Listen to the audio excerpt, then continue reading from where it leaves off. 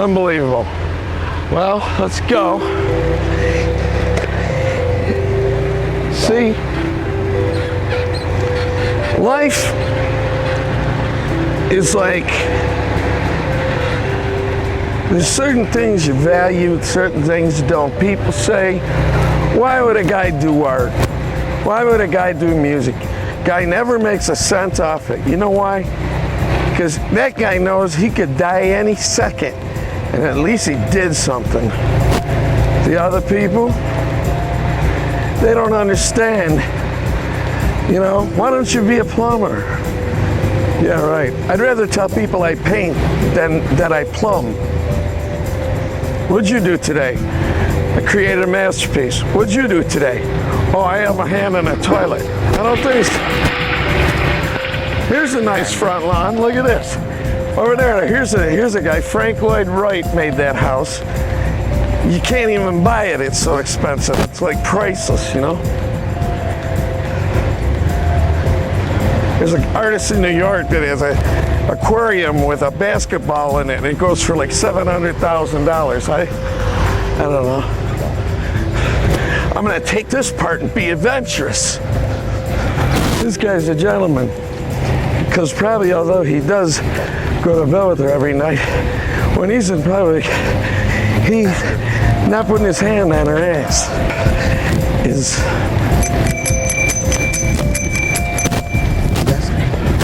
See? I wish that was him. There he is.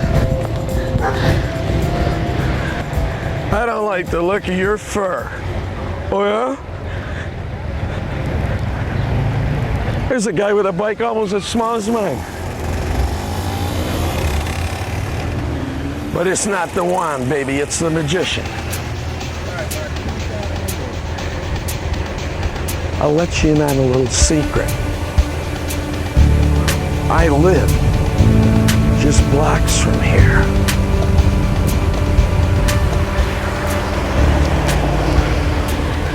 See, now, eventually one man, I don't know who he was, invented this thing called the awning, so that now that it's raining, these people can still eat on the patio due to the oppressive heat.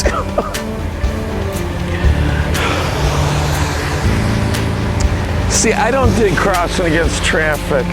It's not that I might get killed, but $35 for a jaywalking ticket is bad. Oh. I'm an American musician, but I've played in Canada, and the Canadian audiences are great. I mean,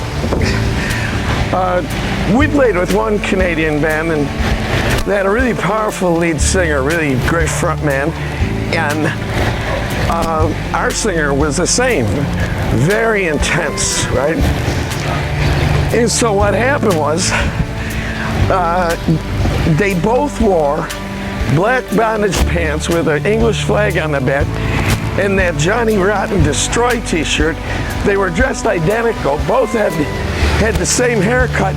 It was like, oh my God, I mean, it's such a coincidence, but we were still friendly. And then the cops came down. The guy who owned the record store was throwing a party in the street. We were all playing there. He had gotten kegs. No, they were cases, but a lot of beer. And the cop came down, and the cop says, look,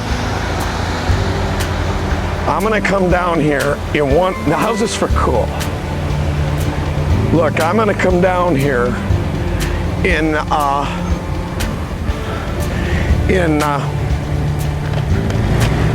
I'm gonna come down here in 1 hour, and I don't wanna see any beer down here. I don't care how you get rid of it. You can get rid of it any way you want, but when I come back, I don't want to see any beer.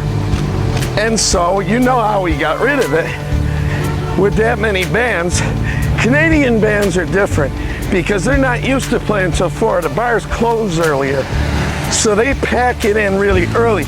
I gotta go on at 2 in the morning, and sometimes I'm not exactly at my peak, you know what I'm saying?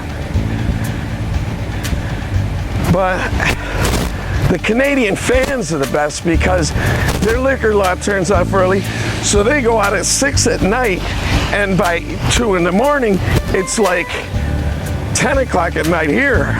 And when they get in to the American bar, they've already been out partying that long.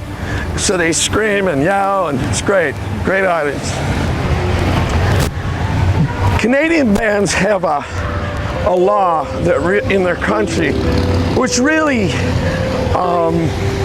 gives them an advantage, you know, because guys like the Guess Who, Neil Young, there's a lot of Canadian bands, but Rush. But the thing is, the Canadian law, according to the radio, is that you have to, for every 2 songs you play by a non-Canadian band, you have to play a Canadian band. So these guys, by law, are forced to be played on the radio. I mean, they don't. I mean, the guy working there has to play a Canadian band, and so they kind of have an ace up their sleeve against me on that one. America should do that, but you know, then the England people would get involved, and oh God. I wish I wasn't riding, because I ride very safely, you see, and I'm seeing multitudes of 5-cent cans, and I wish that I could, you know, pick them up, but since I ride so safely,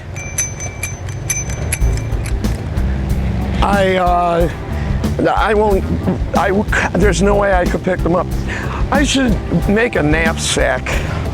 I have a lot of canvas. That'll be good. Because you see a lot of them. A friend of mine made 20 bucks at Buff State. These rich kids, they don't know what they're missing, leaving all those cans laying around. God. Whoever tarred this thing should buy me a new bike.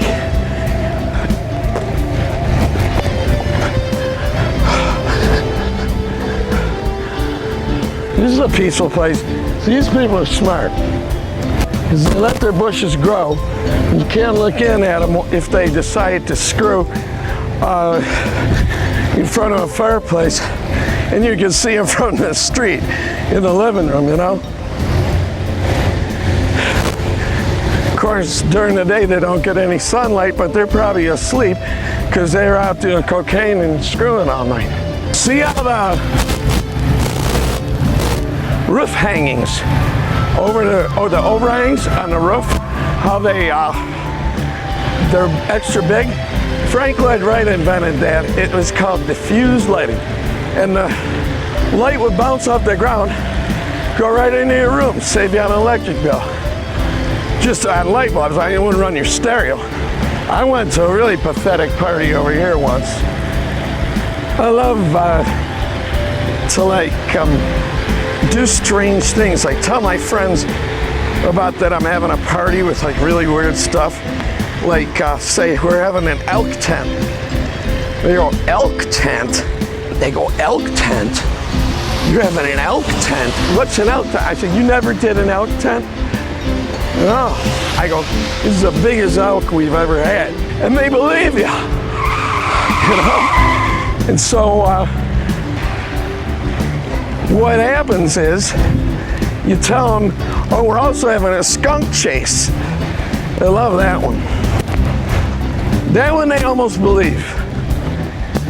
You invent strange things that you don't tell them what it is. Like, then we're gonna have a spoon in. What's a spoon in? No, that's a surprise.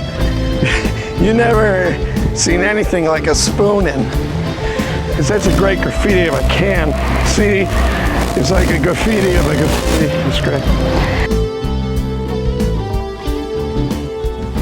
You get all these flies, you put them in a Ziploc bag.